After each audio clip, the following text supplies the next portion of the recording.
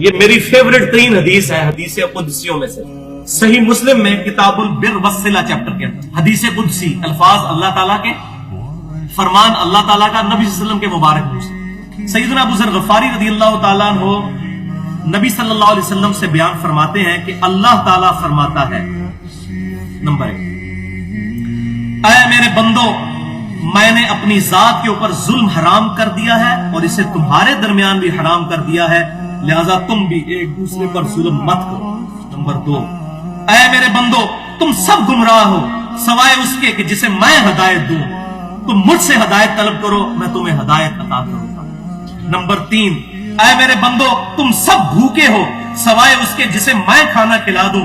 تم مجھ سے کھانا طلب کرو، میں تمہیں کھانا کھلاؤں گا. نمبر 4، اے میرے بندو، تم سب ننگے ہو سوائے اس کے جسے میں لباس پہنا دوں. تم مجھ سے لباس مانگو، میں تمہیں لباس دوں گا.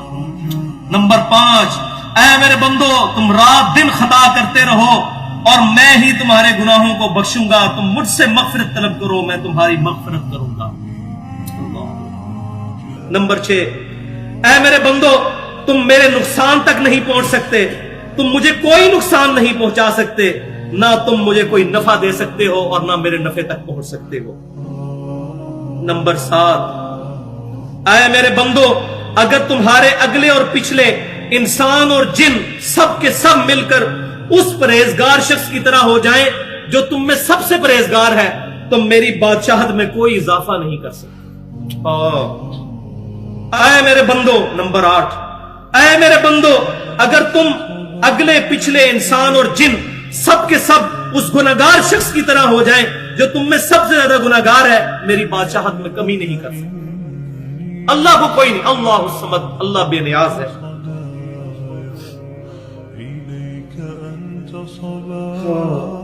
نمبر 9، اے میرے بندو، اگر تمہارے اگلے اور پچھلے انسان جنات سب کے سب مل کر ایک میدان میں اکٹھے ہو جائیں اور مجھ سے سوال کرے تو ان میں سے ہر ایک کو اس کی خواہش کے مطابق عطا کروں گا. میرے خزانے میں اتنی کمی بھی نہیں آئے گی جتنی ایک سوئی کو سمندر میں داخل کرنے سے. اور نمبر 10، اے میرے بندو، یہ تمہارے ہی اعمال ہیں جنہیں میں نے تمہارے لیے محفوظ کر لیا ہے. کتنا قدردان ہے اللہ، ہمارے اعمال محفوظ کرتا ہے، قیامت والے دن جزا دے گا. اے میرے بندو، یہ تمہارے ہی اعمال ہیں. دیکھیں کتنا قدر شناس ہے. اور بندے کو کیا کہنا چاہیے؟ اللہ تیرا فضل ہے. اور اللہ تعالیٰ بندے کی تعریف کر رہا ہے. اے میرے بندو، یہ تمہارے ہی اعمال ہیں جنہیں میں نے تمہارے لیے محفوظ کیا اور پھر میں تمہیں ان کا بدلہ عطا کروں گا.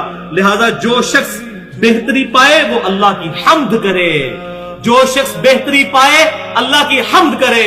الحمدللہ رب العالمین، سبحان اللہ و بحمدہ عدد خلقہ ورضا نفسہ وزنت عرشہ ومداد کلماتہ.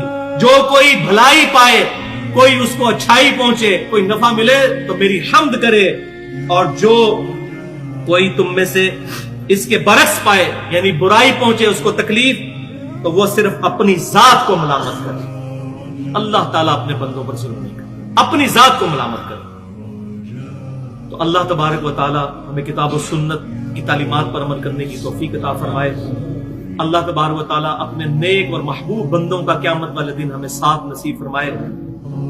اللہ تبارک و تعالی ہمیں مدینہ شریف میں شہادت کی موت، جنت البقیع میں مدفن اور جنت الفردوس میں اپنے محبوب صلی اللہ علیہ وسلم کا پڑوس نصیب فرمائے. جو حق بات میں نے کہی ہمارے دلوں میں راسخ فرمائے. اگر میرے منہ سے کوئی غلط بات نکل گئی تو ہمارے دلوں سے معاف کر دے.